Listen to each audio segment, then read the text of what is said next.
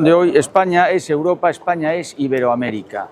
¿Por qué Vox introduce en la campaña europea a Iberoamérica? ¿Por qué? ¿No? Parece que para las europeas deberíamos hablar solo de Europa, pero es que Europa está en el mundo. Y es que resulta que hay dos países de Europa muy concretos, España y Portugal, que tienen como una segunda parte, tienen como un hermano que es toda Iberoamérica. Europa necesita o tiene influencia para ayudar y para apoyar a las democracias. A su vez, Iberoamérica, muchos de sus países están gobernados por dictadores y por liberticidas. De manera que ahí hay un aspecto o un campo en el que Europa e Iberoamérica pueden intercambiar recursos. Hablando de recursos, Europa necesita recursos naturales, que por cierto tiene muchos en gran abundancia Iberoamérica, pues otro campo en el que podemos trabajar juntos. Cuando hablamos de control de la inmigración, pues el control de la inmigración con países iberoamericanos es mucho más sencillo, porque es mucho más fácil convocar a ciudadanos de estos países que puedan venir a España, a Europa, y que puedan hacerlo de una manera ordenada, mediante las embajadas y consulados y con los contratos de trabajo en vigor.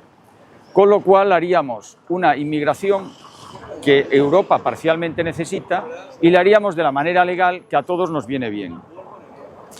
Europa está en un crecimiento sostenido. Es verdad que en Europa tenemos grandes problemas sociales también, como desarraigo, delincuencia, mafias.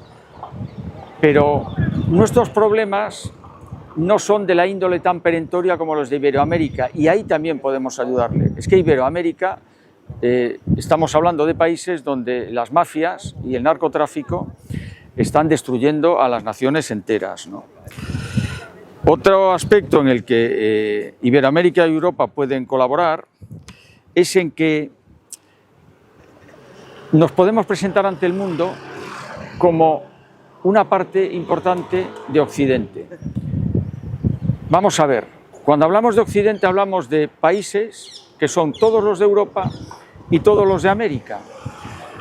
Es verdad que en África hay países que por su grado de desarrollo, por su ideología, por una serie de factores, no cumplen al 100% lo que es el módulo de un país occidental.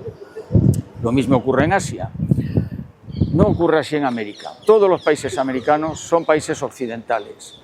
Ese es un aspecto cultural que facilita la relación entre nosotros, ¿no? Decir también que en Iberoamérica han surgido una serie de foros, una serie de instrumentos internacionales que coordinan a estos países entre ellos mismos, ¿no?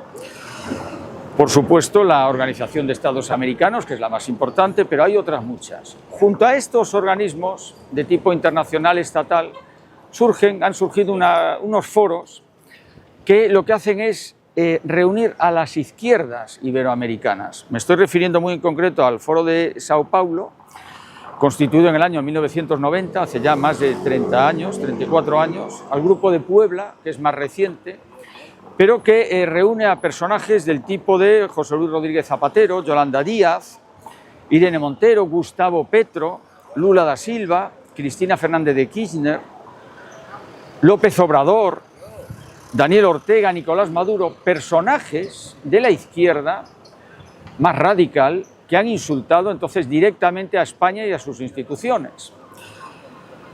Frente a esto, Vox ha promovido, ya desde el año 20, la Carta de Madrid y el llamado Foro de Madrid, constituido por personas de gran relevancia política, dispuestas a dar una batalla cultural que compense a esto que acabo de decir del Foro de Sao Paulo y del Grupo de Puebla. En fin, que por todos estos motivos, Vox introduce a Iberoamérica en la campaña europea. Creemos que precisamente España y también Portugal son ese nexo entre Europa y entre Iberoamérica que es beneficioso para ambas partes. España es Europa, comencé diciendo y termino diciéndolo, España es Iberoamérica también. No podemos olvidarlo, no queremos olvidarlo y además va a ser muy útil para Europa y para Iberoamérica la colaboración cuanto más estrecha mejor. Así que quedo ya a disposición de sus preguntas como siempre. José Miguel, yo quería preguntarle por otro asunto, la polémica suscitada entre delegación y gobierno de la ciudad autónoma por los planes de empleo. Ayer se sabía que la ciudad autónoma va a recurrir la sentencia por el dictamen conocido. ¿Qué opina Vox sobre esta polémica?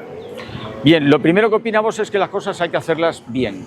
Es decir, si los planes de empleo están mal estructurados o están mal organizados o ha habido algún tipo de negligencia por parte de quien sea, habrá que investigarlo. De hecho, este tema surgió ya en la Asamblea durante un pleno. Vox lo suscitó, en concreto hablamos de los más de 900.000 euros que los contribuyentes vamos a tener que pagar con motivo de los planes de empleo por una decisión judicial que parece que en principio le está dando la razón a los trabajadores que habrían cobrado menos de lo que tenían que haber cobrado. Entonces estamos pensando también, bueno, ¿qué se hace, ¿no? con esto? Estamos hablando de que ese tipo de fallos administrativos se producen también con motivo de otras cosas. Por ejemplo, Arquisocial, que se ocupaba de las residencias también de menores, también hubo que pagarle una indemnización de más de 900.000 euros. Al final lo paga todo el contribuyente. Al final, los planes de empleo que en teoría se hacen para beneficio de las personas más necesitadas, al final resulta que se están haciendo, según la sentencia judicial, con un cierto abuso al menos sobre esas mismas personas que son las más necesitadas. Y al final resulta que se están echando la culpa entre la ciudad autónoma y la delegación del gobierno, y los que sufren esas consecuencias, que son estas personas necesitadas, siguen sin ver arreglada su situación. De manera que Vox lo que pide es planes de empleo los menos necesarios, porque deberíamos de crear empleo de manera natural en la ciudad, y desde luego lo que se haga, hacerlo bien para no estar abusando de los trabajadores.